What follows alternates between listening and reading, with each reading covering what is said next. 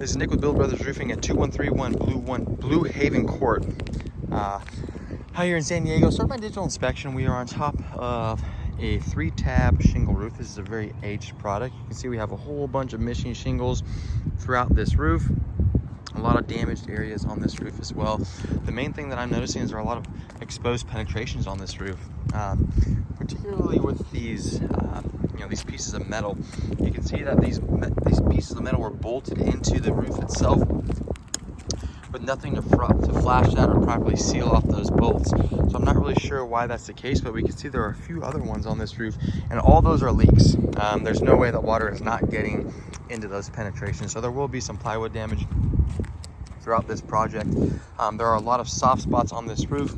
You can see again all the damaged shingles on this roof as well, and then we can just see how loose everything is. You can see how rusted out all these nails are. So water's been getting underneath these shingles for quite some time. This roof has gone well past its life expectancy and needs to be replaced very quickly, especially with some of these big storms that are going to be coming up pretty soon. You can see all the granules have depleted from this shingle product.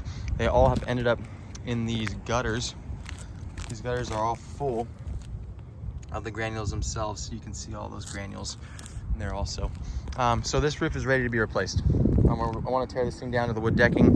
We can address any kind of bad wood that's underneath this roof. We're going to reflash all the penetrations. You can see the sealant along all these penetrations is either completely worn through or completely missing at this point.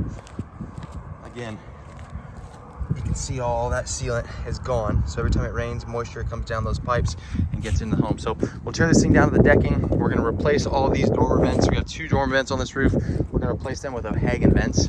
Bluehaven vents are flat, low profile ventilation systems.